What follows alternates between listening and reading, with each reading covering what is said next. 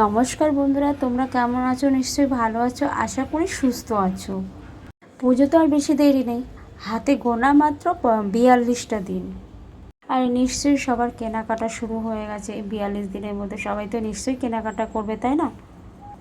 তো আমি চলে এলাম কুমোরটুলিতে, যেখানে মাটির প্রতিমা তৈরি হয় কলকাতায়। এখানে কিভাবে আসবে, কখন আসবে, সেগুলো ডিটেলস তোমাদেরকে জানিয়ে দেবো। তোমরা যদি শিয়ালদা থেকে আসো তাহলে মাঝেরহাট লোকাল ধরে তোমরা বাগবাজার নামবে। আর যদি কেউ মেট্রো হয়ে আসো তাহলে বলি, মেট্রো হয়ে আসলে সোহাবাজার নামবে। সোহাবাজার থেকে অটো ধরবে, অটো ধরে বলবে কুমোরটুলি যাব। ওখানে জাস্ট 5 মিনিট টাইম লাগবে।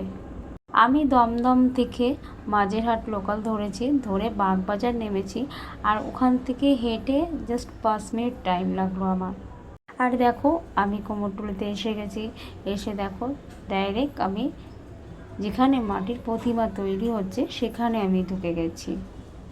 আর কি সুন্দর সুন্দর মাটির প্রতিমাগুলো তৈরি হচ্ছে। আর এটা হচ্ছে গণেশ তৈরি হচ্ছে এটা।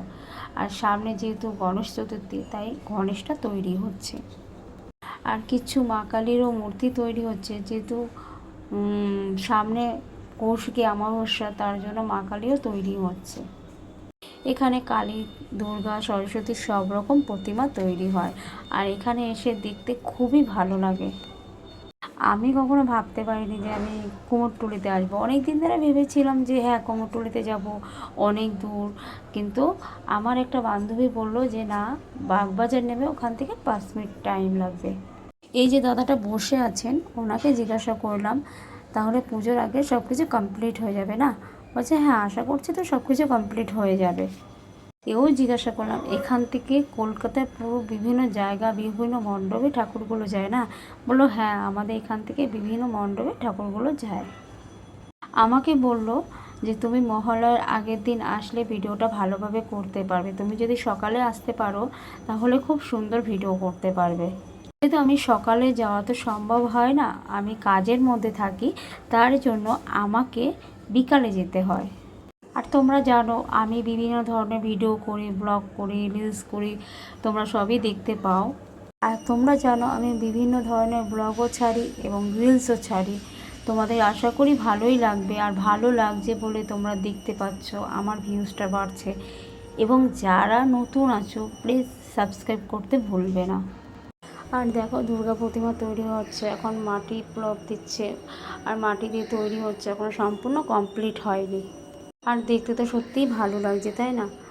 আমি এখানে এসেছি, আমি কখনো ভাবতে পারিনি যে কুমোরটুলিতে এসে মাটির প্রতিমা দেখতে পারবো, বিভিন্ন ধরনের দুর্গা ঠাকুর, কালী ঠাকুর, সব রকমের ঠাকুর দেখতে পাবো। আর সামনে তো গণেশ চতুর্থী, তার জন্য গণেশ ঠাকুরও তৈরি হচ্ছে, দেখতেই পাচ্ছ। আর গণেশ চতুর্থীর মানে তো খুব আনন্দ, ধুমধাম।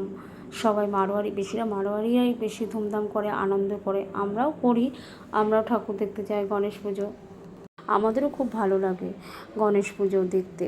যেমন গণেশ পুজো, মানে বিভিন্ন ধরনের পুজো। আর সামনে তো আসছে সবথেকে বড় পুজো, দুর্গা উৎসব। সামনে হচ্ছে কৌশিকী অমাবস্যা, তার জন্য কালী ঠাকুরও তৈরি হচ্ছে। যেহেতু কালী পুজো হবে বলে, তার জন্য কালী ঠাকুর তৈরি হচ্ছে। যেমন দুর্গা পুজো, কালী পুজো, লক্ষ্মী পুজো, জগদ্ধাত্রী পুজো, সব রকম পুজো স্টার্ট হবে গণেশ পুজো থেকে।